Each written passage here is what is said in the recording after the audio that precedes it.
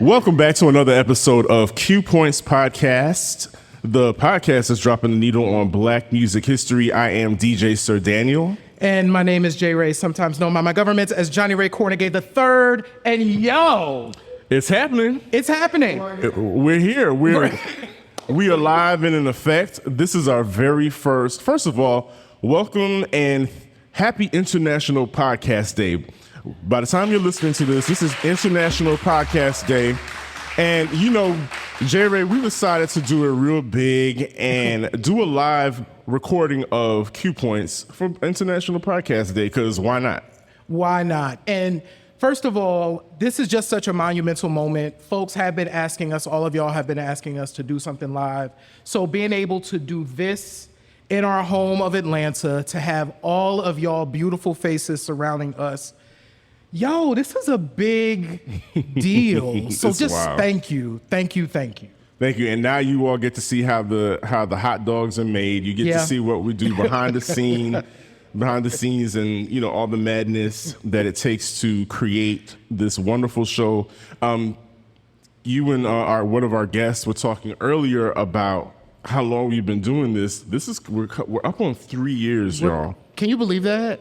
3 years of Q Points Podcast, a lot of firsts, a lot of greats, and a lot of great things that have been happening. And I'm super excited to kick it off, because today we are live, like J. Ray said.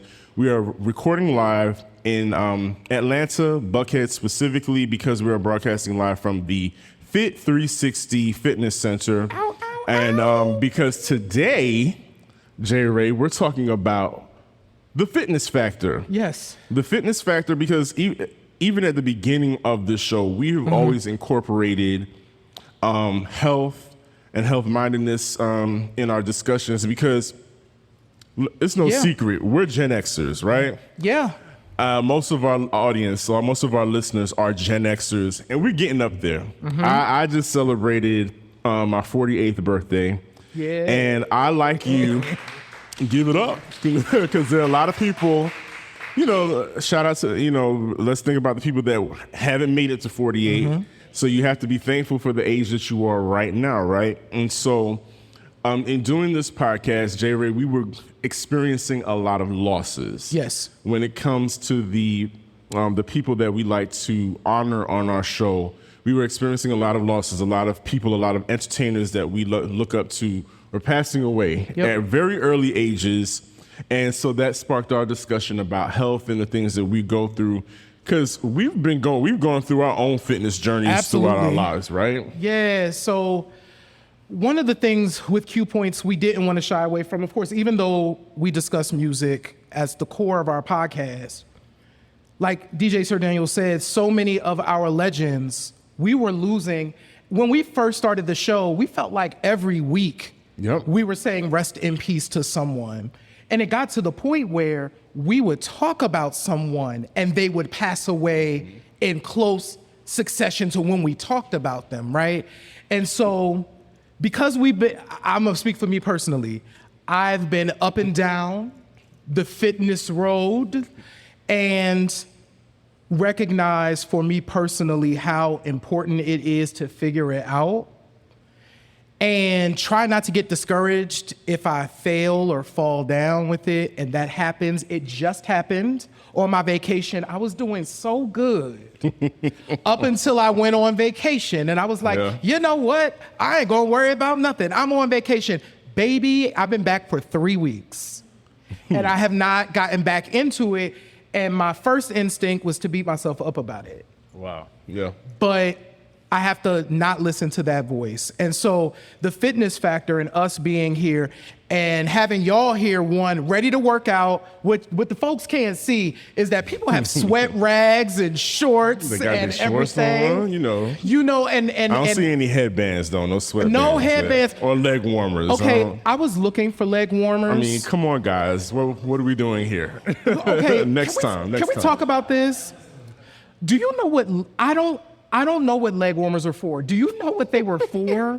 Who knows what leg warmers were for? They were decorative, right? They were strictly decorative. Right. Basically an accessory, thank you. And so, But to your point, J. Ray, speaking of clothing, many of our friends are here. Y'all have seen me. I have been every size. I think from my early 20s up until now, I think my highest, I'll be transparent, my highest, I was almost 400 pounds at one point. My lowest, I think I may have gotten down to like 199. So I've been everywhere in between the gamut. So I know the struggle is very hard. Some days you just feel like, what's the point? You know, Jerry, you know what's the most frustrating thing? Is when it's time to eat and you have no clue what you're gonna eat, but you know you wanna eat, and you can't decide what you're going to eat. You know, I think, and again, to your point earlier about beating yourself up. So that is why we're here today, and that's why we're not only going to be speaking about music, but we also are speaking to a friend of ours as well, friends of the show, master trainer, and the owner of this facility that we're in, Fitzroy Smith, will be joining us later on in the podcast, and we're going to talk to him about those things. About the things that we beat ourselves up about when it comes to our personal fitness journeys.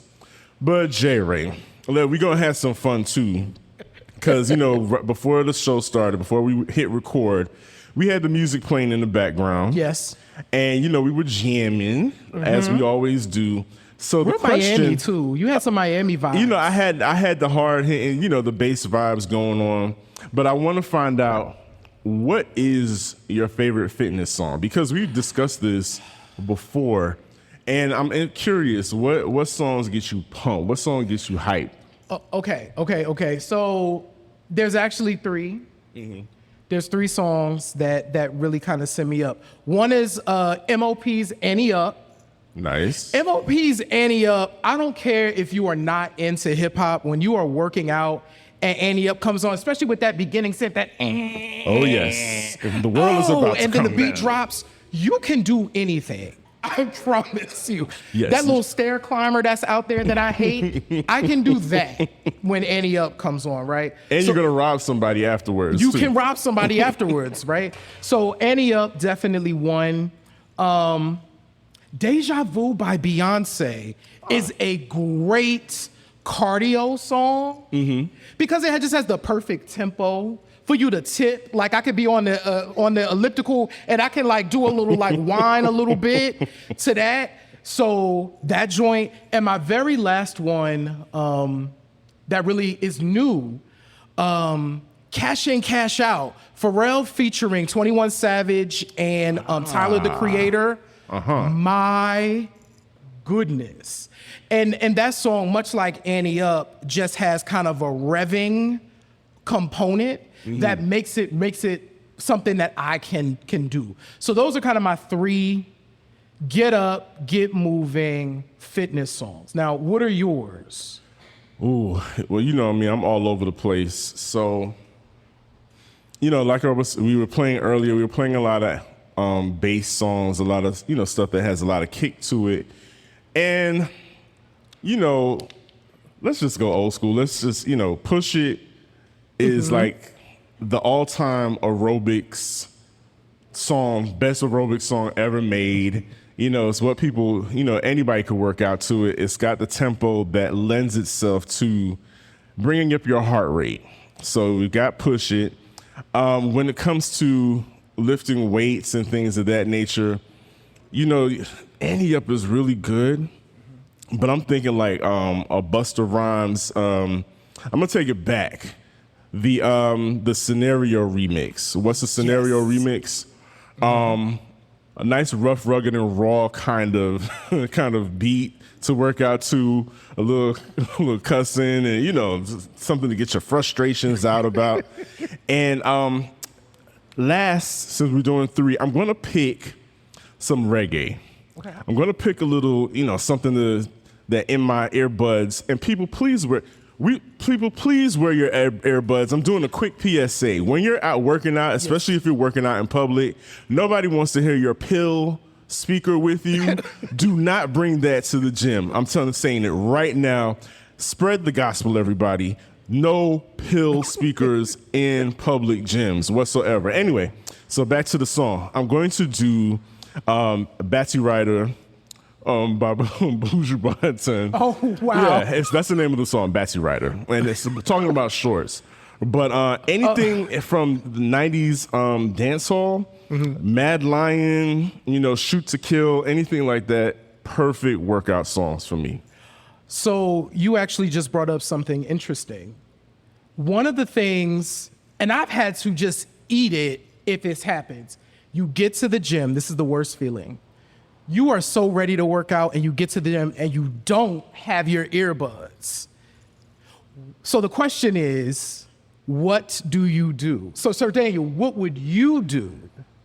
You knuckle up and you just do it and listen to what that Britney Spears or whatever the oons music is playing overhead. You just go ahead and get into that, because no, you do not pull out your phone and play music from your speaker. Yes. That's a no-no. That's a cardinal sin. So I am from the school of just go back home and get them more often. I'll just drive back, go get them. And what typically happens, especially now that I live at home with my mom, she'll be like, what happened? That was a fast workout. I'm like, baby, I didn't do nothing. I lost my serious. So I'm curious, so cheer if you are a just suck it up and work out person. So cheer if that's you. Okay, so we got, who is I'm going back to get my headphones. Cheer if that's you. We got a lot of that. Okay. If you live a good way away, God bless you. Because if I go back to the house, there's a strong possibility that I'm not leaving again. It's a wrap for the rest of the day. It's like, you know what? I didn't do it. I'll do it tomorrow. I'll get to it tomorrow. But that's something that we all battle with, the thought of, is there enough time? Do I have enough time in the day? Do I have enough time in my schedule? Am I too big to be working out? Am I too old? And I think that's the point of today's show, is that it's never too late. Yeah. It's absolutely never too late to do something, to get moving.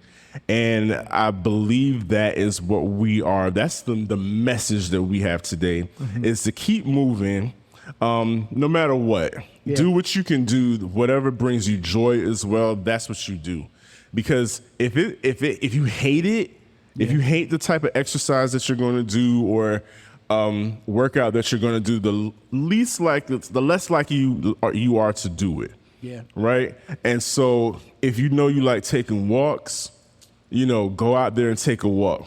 Put on a weighted vest if you need, or to give you some little extra, tension or whatever. But go out there and walk. That means the likelihood is going to increase that you are going to do that.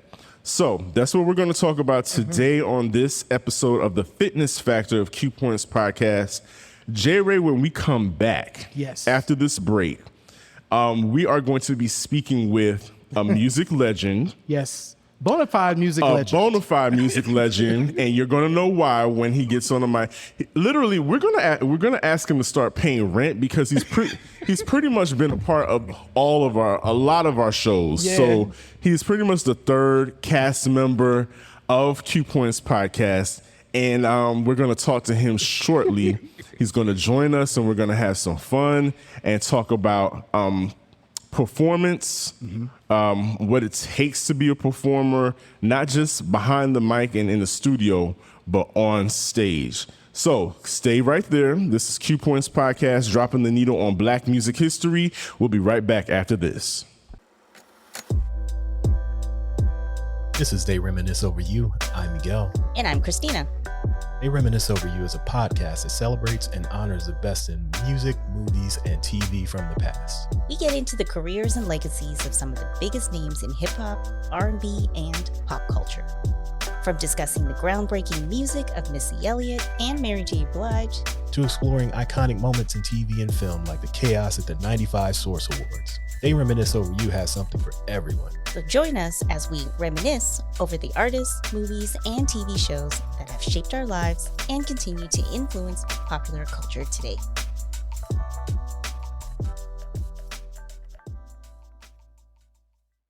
Welcome back to Q Points, y'all. We are live at Fit360 here in Buckhead. Let me hear y'all in the room, in the building. All right, look, I'm out here talking to the people and forgetting that we got a ad running for our Canadian cousins, the Troy, the Reminisce Over You podcast. Make sure you guys check that out. They are absolutely a great podcast. But we are here. We are at the Fit360 Fitness Center in Buckhead. We're broadcasting live in Atlanta, guys. It's International Podcast Day. And we, like J. Ray said, we're doing an extra special show.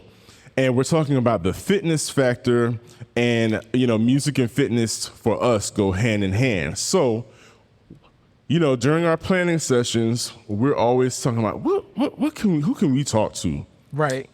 Then we said, you know what, let's call up our brother because he is a bona fide, legendary singer, songwriter, activist, working artist, because that's a really big deal. Working artist, our friend.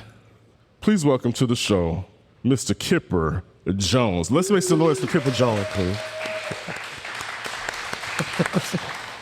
Kipper, before we get started, we want to. You sit here and you wonder who in the world. Who is he talking about? He's talking about you. Man? We're talking about you because this past week, Yeah. you had a big anniversary. Tell the people what happened earlier this week. Well, 29 years ago? 29, but next year is going to be the big one. But Big one. 29 years ago, last week, we released the debut album for Brandy. And I wrote that very first single, which was I Want to Be Down. And that was 29 years ago. Ain't that crazy? There's crazy. a kid who trains here at the gym. I had this conversation with him before.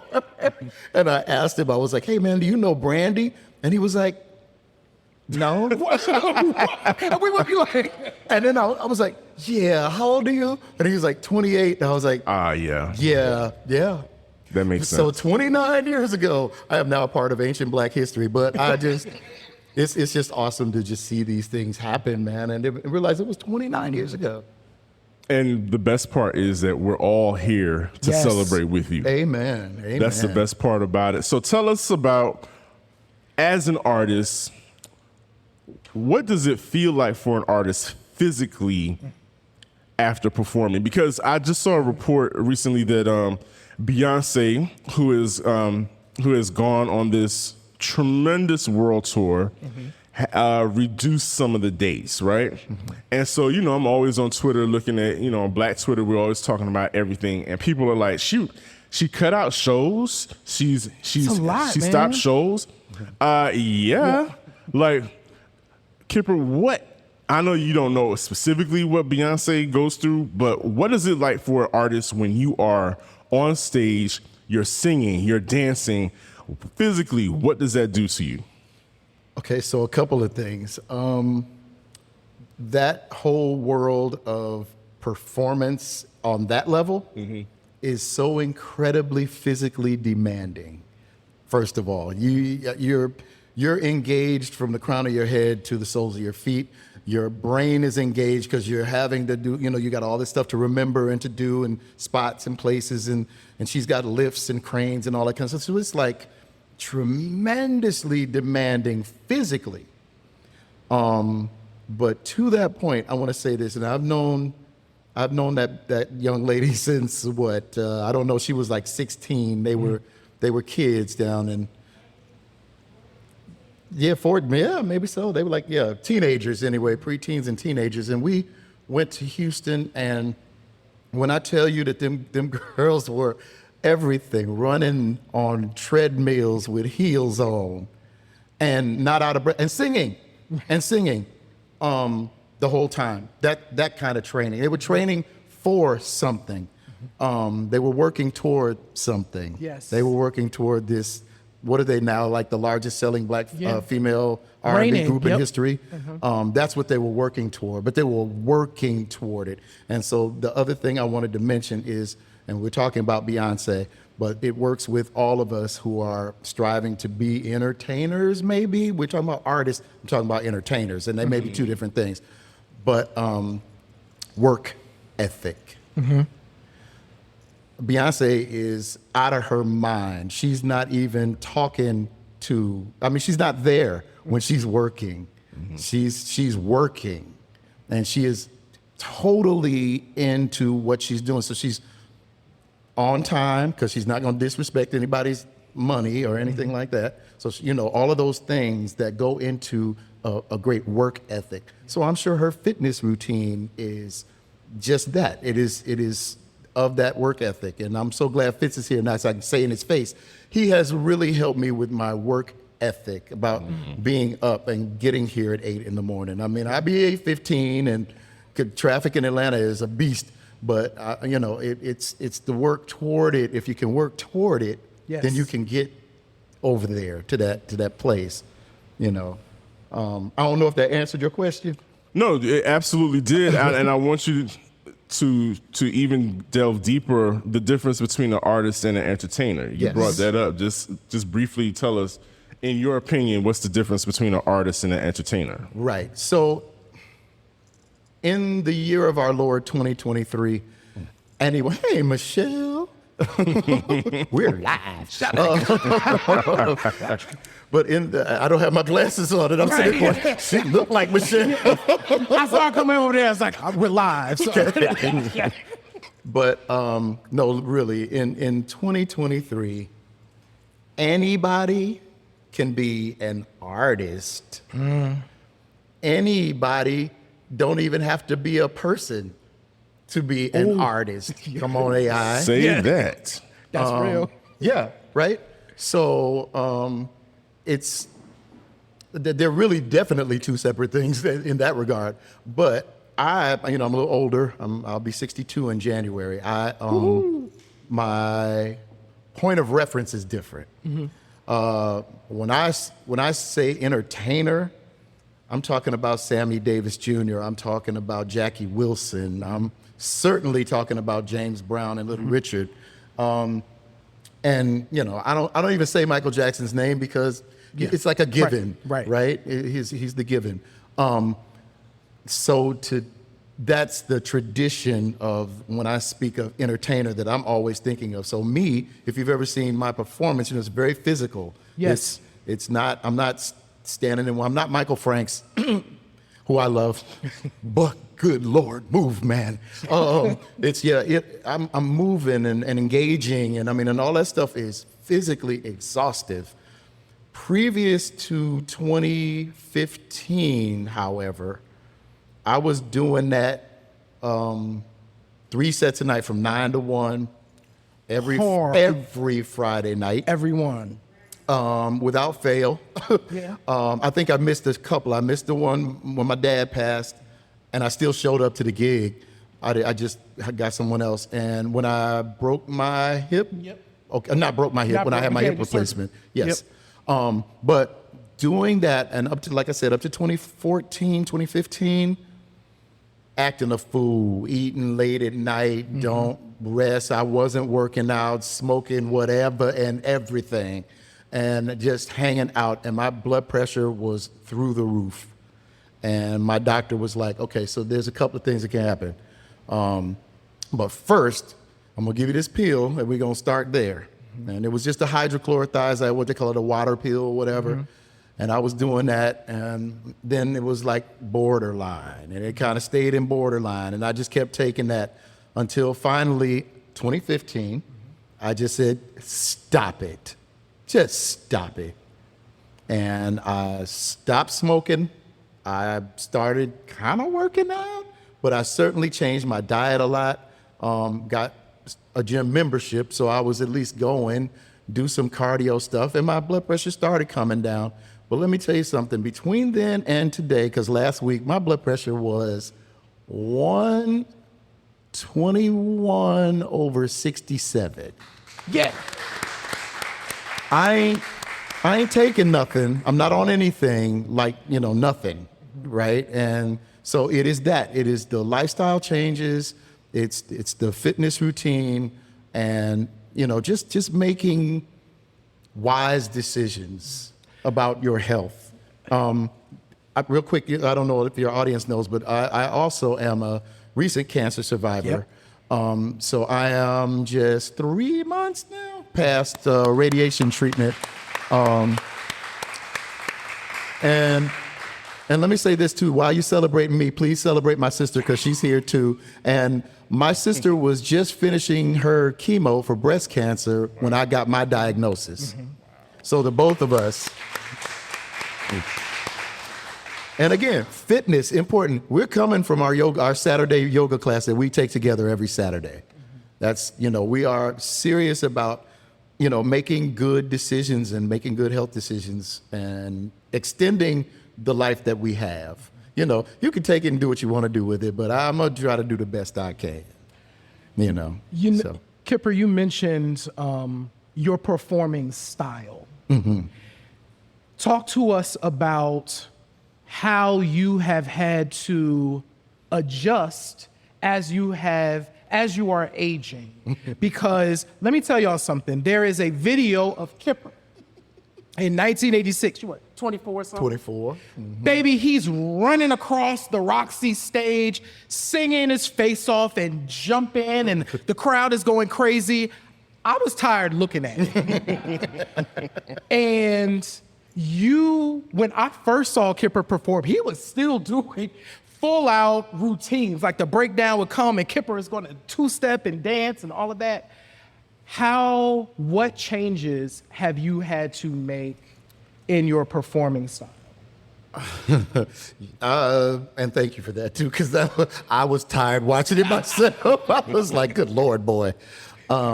And remind me to show you this Soul Train clip before we leave. Oh, yes. Oh, we got to all see that. Okay, so, but you have to respect your limitations, and that's been hard for me. I'm glad I'm amongst friends in this room. That's been hard for me. Since 2015, 2016, right hip replacement, 2018, left hip replacement, and then the cancer diagnosis and yada, yada, yada.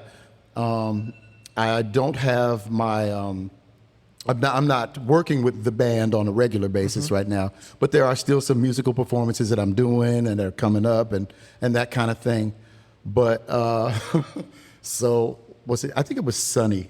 Yeah, Sonny called me and asked me to do that gig with him. Yes. A few months ago. And I was like, yeah, you know what? It's time for me to start, getting back out and doing the thing. Let me tell you something.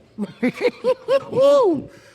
It's more than a notion. And that's when I realized, I was like, no, you've really got to respect your limitations. The older that you get. Yeah, I was running and jumping and flying and all that kind of stuff. And so was Prince. So was Michael Jackson. So was Michael Jackson.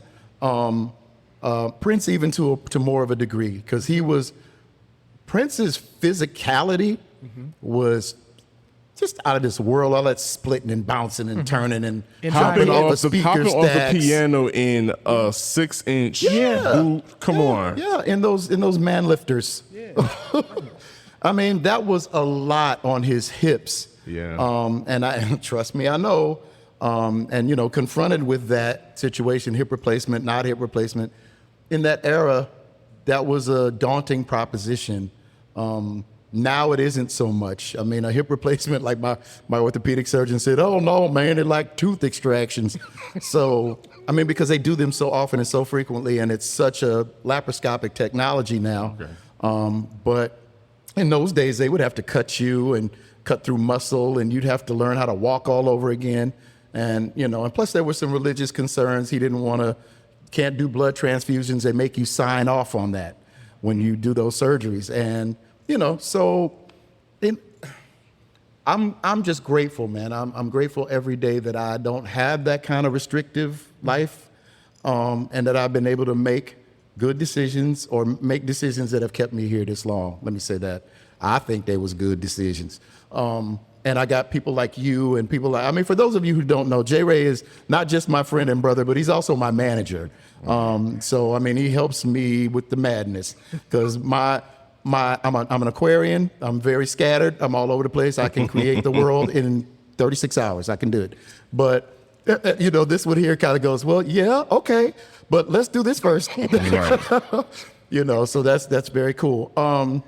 So you know what it takes to do that, and I'm just grateful that at 60, almost 62, and it's just funny for me every time I say that, that I'm still able to do that. You know, and people like Fitz to help me with this physical part of it. Yeah. You know, yeah. So what we're experiencing here is we're getting a lot of insight from someone who's in the world of entertainment and artistry, and what a lot of people today, especially, you know, we see on social media, everybody's a critic, everybody is an A&R, everybody, you know, likes to add their 2 cents and give their experiences with interactions with artists, right? And they can do it at the speed of light with our phones, and you can go on social media and say, I just met such and such, and they just performed, but they wouldn't give me a selfie, or they wouldn't give me an autograph. With your perspective of what it's like to be on stage and everything that you just talked about, can you just let the listener know, why is it that an artist may not want to do a meet and greet or take your selfie or give you an autograph, especially after they've finished performing? That's good. So an artist, and you're talking about a vocalist probably, right? Not an instrumentalist, because nobody plays instruments anymore. Oops, now wait a minute. So Shots fired. right? Yeah, so I mean, at this stage, I know you're talking about a person who's like in front of a microphone and doing something. Absolutely. Rappy or singy or something. Sing-songy, Sing-songy, melodic rapping kind of now. thingy. Song stylings, Right, yes, all of that. Right. Well, let me tell you something, man. This thing right here between the crown of your head and the soles of your feet is your instrument. It is an instrument. Andrew, I'm sure you will attest to this. It is an instrument that operates in its best capacity when you treat it well and do the things that you're supposed to do. When you mistreat it, it will mistreat you. And what you don't want to do is be, after the show, hanging out in the lobby with the fans and having drinks and, you know, oh, you were so good, yeah, smoking and drinking and, you know, and all the things. And you probably got a show tomorrow. Right. Or sometime soon, right? That you have to be ready for, that voice that made all them so excited about you tonight has got to be ready for the next performance. The only way, and this instrument really only recovers with rest. You've got to shut your mouth and go somewhere and be quiet. And people used to talk about Michael Jackson because he talked like that and it was like really comical. But he saved his voice. And so did Whitney whenever you got it in. Well, you know, Whitney was thuggish. I love her. That's my girl, and I can say that because in the street she was loud. But whenever she was on television, it was always very soft. You know, she would never, you know, she wouldn't yell. Not the Bobby Whitney.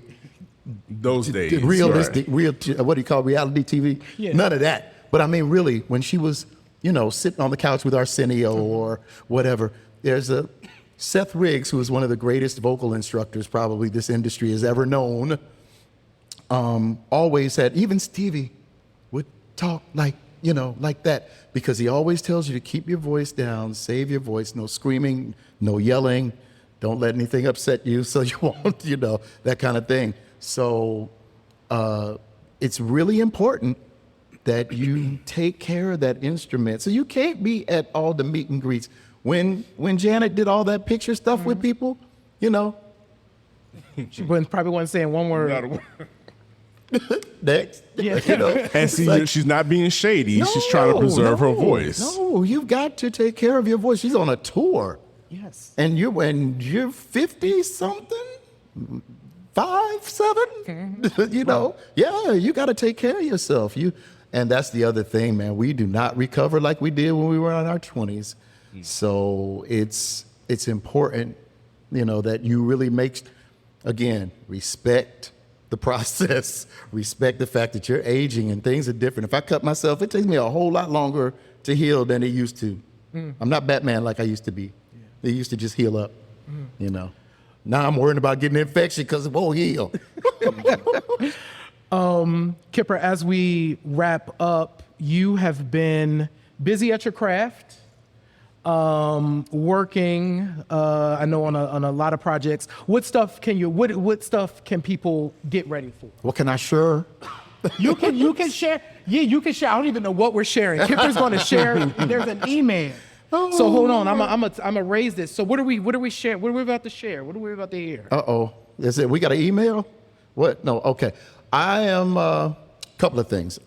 February is Black History Month, as we all know, and I have an incredible performance that we did at the Impact Church last year, February. What we call it the award-winning performance now of Respect Yourself, the music of a movement, which will repeat performance at Impact Church in February with different headline performances. It's going to be an incredible, incredible thing. But the other thing, though, I get to be candid, is the new Vanessa Williams album. It's about to be. Yeah. So. Yes. Did we mention that you've written for Vanessa Williams? I thought people know that, right? Y'all should know that, right?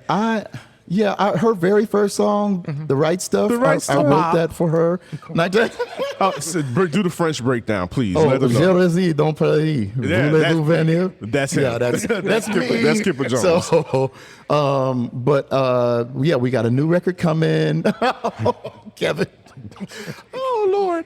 But yeah, we got a new record coming, 3 songs in. She called me and wanted to really address her dance audience. She's been a large part of the RuPaul Drag Race community, and now she's a host of Queen of the Universe. And so, matter of fact, we got Trixie Mattel on one of the cuts cutting up. So it's just been a blast, man, working on this new stuff. We are Kipper Jones. I can't say this enough. We are so grateful that you are a part of the Q Points podcast family, and we thank you. We're so grateful for your gift and that you shared it with the world, and that you're sharing it with our audience, and what it takes to be an artist, and the reverence that you must have for your body to have long-standing and have longevity in this craft of entertainment. Thank you so much for being a part of our very first Q Points podcast live recording. When we come back, we are going to be joined by the fitness master, the master trainer himself, the owner of Fit360, Mr. Fitzroy Smith. After this break, this is Q Points podcast, dropping the needle on Black music history. We'll be right back. Give it up. There are 2 types of people in the world: those who complain about the state of today's music and those who dig. I'm Jason Randall Smith, and I invite you to check out Radio B-Sides, Both Sides of the Surface, a music podcast championing the work of independent artists from around the way to around the world. With a primary focus on Creative Commons licensed music, think of this show as a never-ending virtual crate dig through a parallel universe of online labels, seeking out the hip-hop, soul, jazz, funk, and electronic music gems that are often hiding in plain sight, and hopefully demystifying the world of Creative Commons along the way, one song at a time. You can find Radio B-Sides wherever you listen to podcasts. For more information, visit the website at bsots.com. That's BSOTS.com.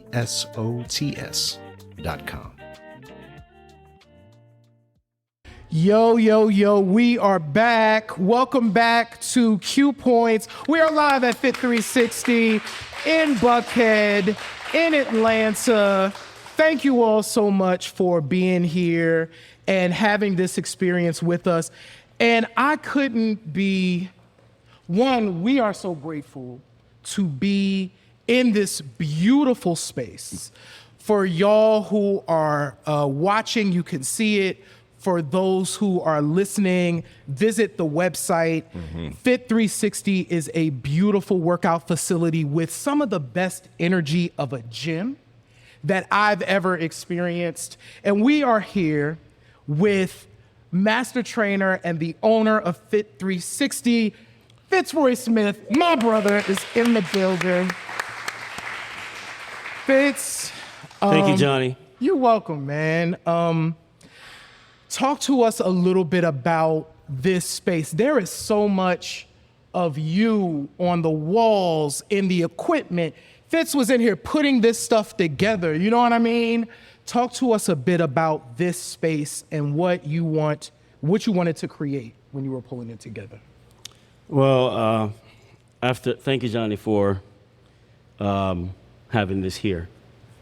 And I think it's really special to present music and fitness together, because it goes together.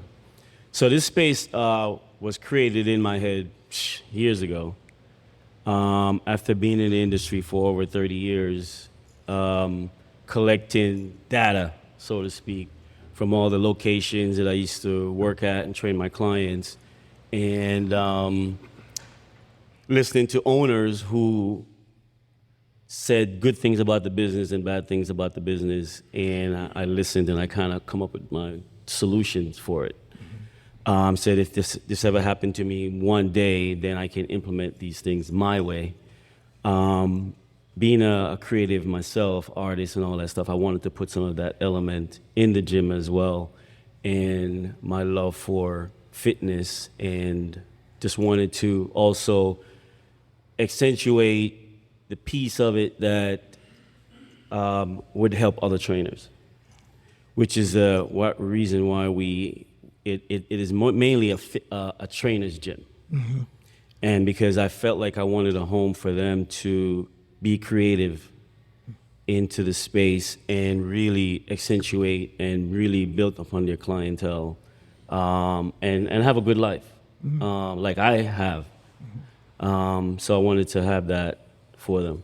Awesome. You know, I met Fitz several years ago now, and at the time he was actually training you, J. Ray. Yo, he was training you hard at like 6 a.m.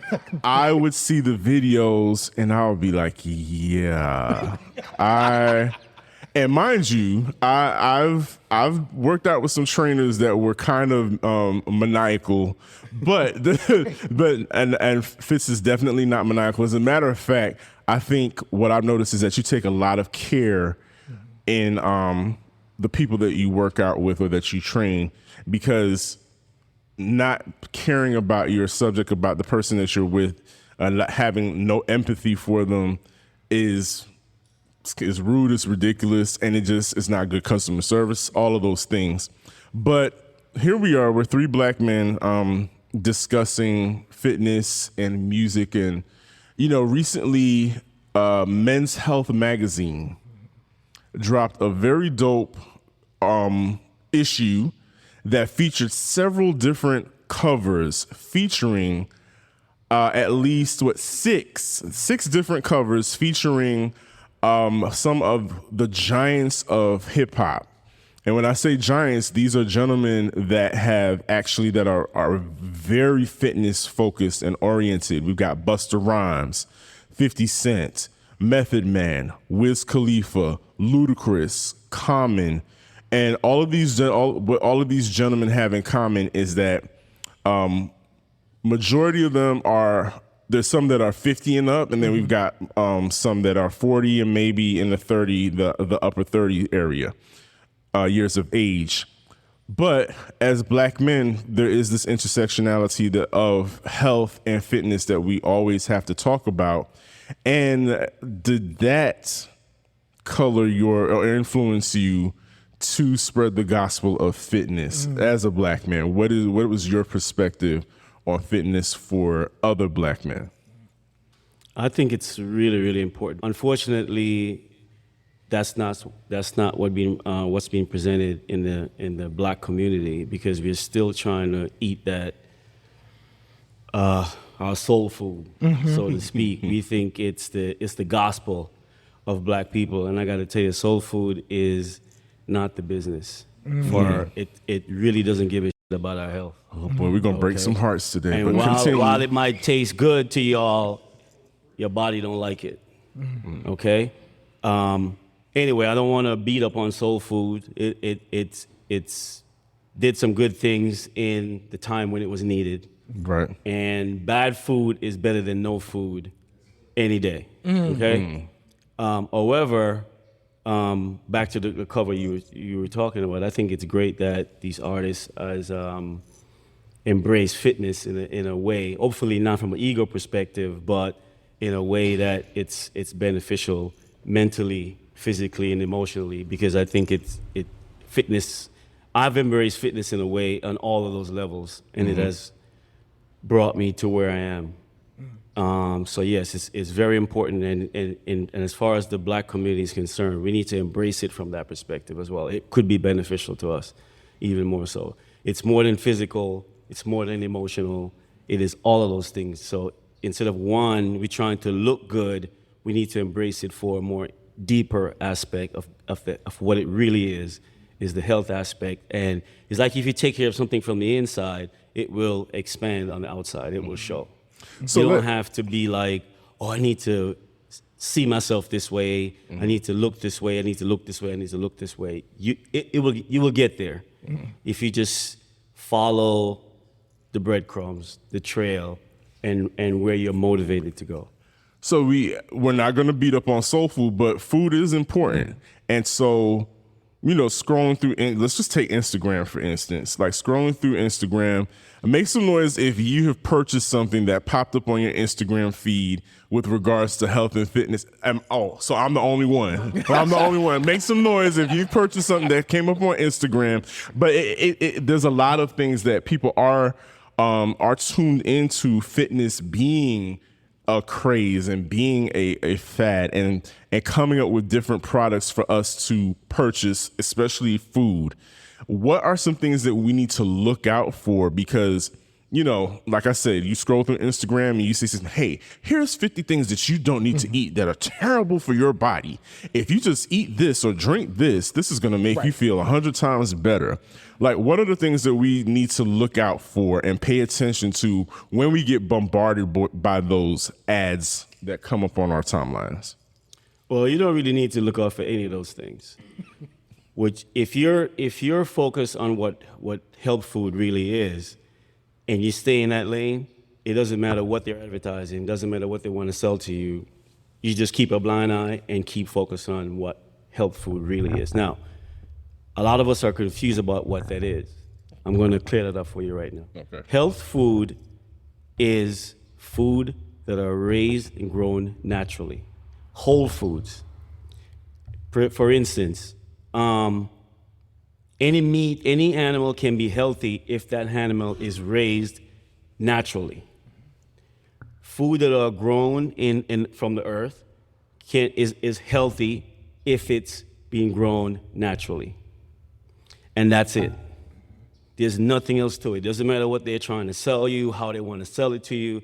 That's what health food really is.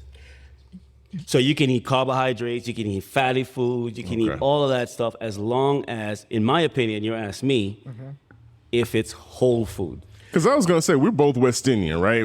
If you can't tell, Fitzroy Smith is definitely a West Indian, and we're West Indians, and we come up with a lot of what we call ground provision, right? And a lot of the ground provision are starches. And so, and you think when we talk about fitness, we hear a lot, cut back on carbs. But like you just said, back home on the islands, a lot of those things would come off from a tree from our backyards or things that out of the ground, yes. Out of the ground. Naturally out of the ground. In this country, unfortunately, our food industry has taken our lives over.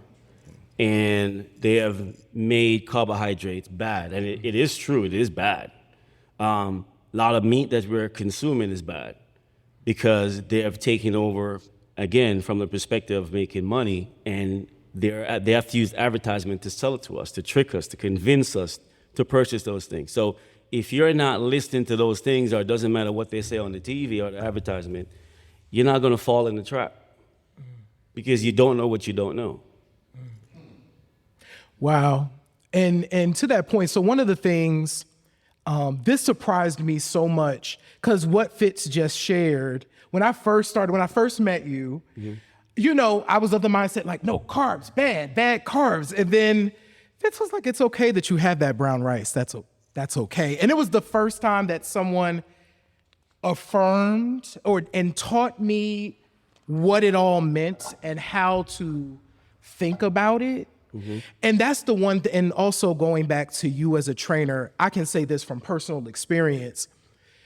Fitz, you are one of those folks that you'll push, right? And then, but you, like, if I couldn't do something, you would trust that I couldn't do it. But what I would know is this: Fitz was gonna work me up till I can get to the point.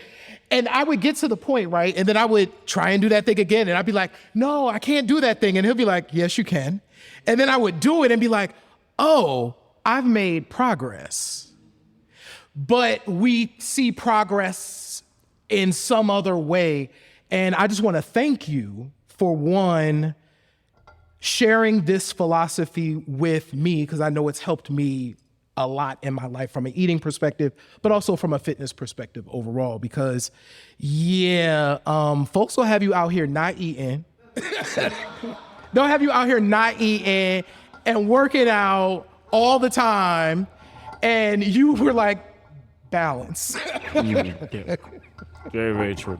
I mean, Johnny's a full-on experience onto not just the fitness, but also how I cook at home, because he's cooked with me, we've cooked with him, he's been in my house, he slept in my house. Yep.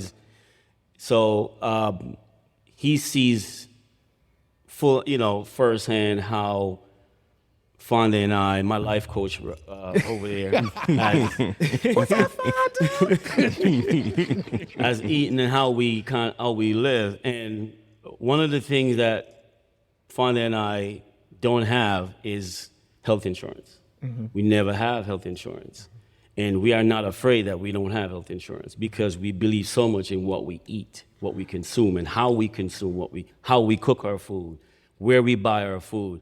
We were ridiculed before about our food bill being so high, and our medication, we didn't have medication bill. Right. And it was like, wait a minute, how does that make sense? And what people don't realize that my medication is food. That's true. I absolutely know that about you. Yeah. I would, there was a shot, I don't know what it was, but there was one day I was at the house.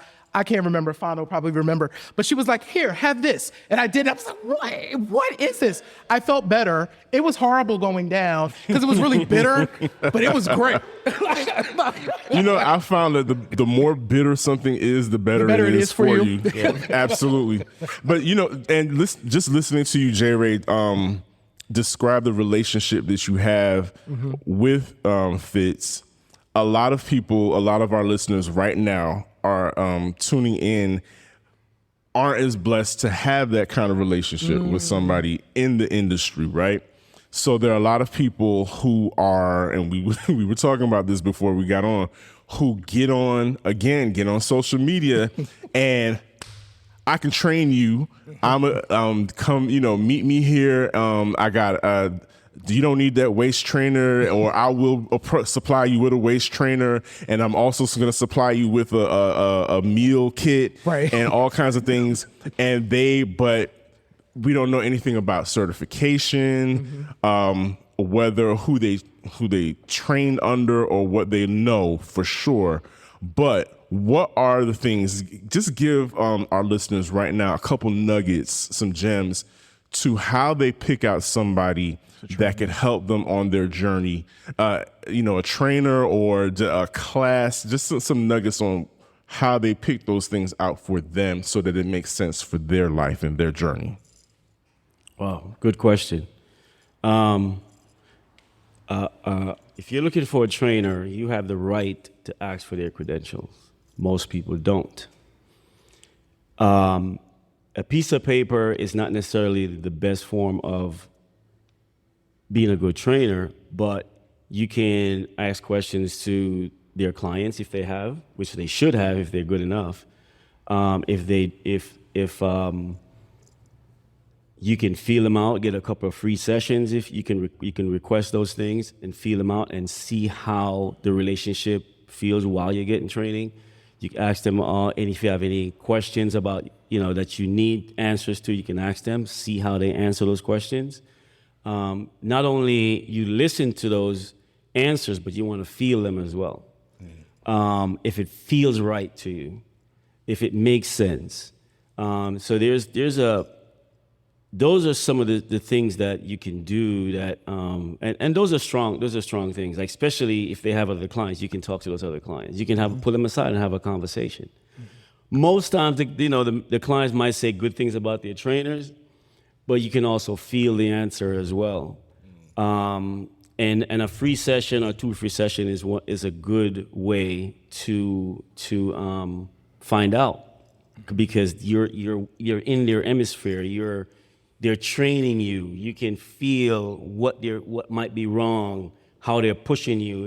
Are they like Johnny said earlier, are they listening to you, how you feel? If you say you can't do certain things or you're tired, how do they kind of like nudge you through to try a little bit harder, or to say, okay, I get it, back off, let's do something else. Right. You know, to that point as well. So for us on the other side, how can we also be good clients? Like, are there ways? How should we show up? Like, what are some of the things you need from us? How can we be good clients to y'all? That's a good question, because we as traders, we complain a lot to ourselves, of course. One of the biggest thing is be on time. Pay on time. Okay? We are part of your expense, your monthly expense. And we live off of that of you paying us. And it's a good trade-off. We're giving you something that is valuable. So it's good to show that you appreciate that value that we're sharing with you by paying on time. Showing up and try to, instead of saying that's hard, or even if you say it's hard, physically try. Because sometimes a client may say, oh man, that's hard, but they try anyway. So, it's important to kind of show up in a way where the trainer can sit back and just say, okay, I like this client. You know what I mean? I like training this client, because there's some clients who just complain, and when the time comes to train them, we don't want to. There are no motivation behind training that client, and so you're not going to necessarily get the best of us. There are clients I have that I'm excited to train. Like, I don't care if they pay me, I'm excited to train them. Wow. Because we're having fun. It's something we're doing constantly, all day, every day. And so when you have those clients who you're excited to train, you just want to do it. It makes your day easier. Can I ask you a fun question? Ask me any question you want. I want to ask. Okay, so as we wind down, Fitz, I'm curious. I want to tell you, Fitz would have me do one exercise. I hate it. I hate it. They are burpees. Burpees are evil. Okay? And then he would give me a weight on top of it, and I would have to do a burpee and if you watch the Fitness Factor video, I put one of them in there where I was doing my burpees. I was doing it too, but I hate it every moment. Are there certain exercises that people kind of hate, but you like, this is really good for them and they need to do it? I'm curious. Any exercise that a client hates to do, they're going to do that. Because the reason why they hate to do it is because it's hard for them. Now, it's going to stay hard if they never embrace it and do it. And the moment it gets easier, and it's also when they finally do it and it becomes easier, they feel like they've won something. It's a big hurdle that they went over, and it makes them feel really good. So just because you hate it, I'm not going to take it away from you. I did do my burpees, and I did feel better afterwards. I did. Sidebar, mine were bear crawls. The bear crawls were like the bane of my existence, but that's another story for another day. Fitzroy Smith, first of all, thank you. We appreciate you so much, always. Right now, there's a listener like me, 48 years old, listening to this show right now, but they haven't moved in a long time. and they're kind of nervous about being out in public, exercising, being in a gym, exercising where people look fantastic already. They're nervous about how their body moves when they're out and about. What do you say to that listener right now that is contemplating making a change, but they just need that extra flick to say, hey, you know what? I'm going to do this. I'm going to get started. Can I curse? Absolutely. Yes. Don't give a what people say. Get up and move. Here's the thing. Even if someone you come to the gym and if someone look fit, they didn't come in fit. They came unfit. They came scared. They came vulnerable. And so it was the fact that they took a step in and decided that they want to change their life is the only way to do it is that, because we know how important this element of adding this element in your life is. And if you keep putting it off, because you're getting inspired to do this. There's something in your life that's causing you to do this. So the only thing you can do is just get up and do it. Okay? I'm not going to sugarcoat it and be like, go see a therapist kind of. Get up and do it. Just like if you wanted to become a doctor or have a career, you need to go to college. You're gonna sign up. Mm-hmm. All right, and you're gonna go through the 4 years that you need to go through to have that degree to get that job. It's no different here. The thing is that this is super beneficial on so many levels, and it's just one step at a time. One step at a time. You got to take. You can't be afraid. Foot forward. Absolutely, put that first foot forward. Ladies and gentlemen, this is Fitzroy Smith, master trainer and owner of Fit360 700 Miami Circle, Atlanta, Georgia, in the beautiful city of Buckhead. If you are in the city, you got to come by and check them out. And please, let the people know how they can find you online. You can find me on website is fit360totaltraining.com. IG Fit360 ATL, or TT rather, which is Total Training, and Facebook as well. And all the other platforms is pretty much Fit360 TT. Ladies and gentlemen, let's give it up for Fitzroy Smith, Fit360. And when we come back, J-Ray, we're gonna wrap it up, but for the people that are here, they can ask a couple questions if they like. And you and I are going to tell people the steps on how they can always keep up with us here on Q Points, because we kind of missed that in the beginning. Yeah. But we'll be right back after this. Absolutely.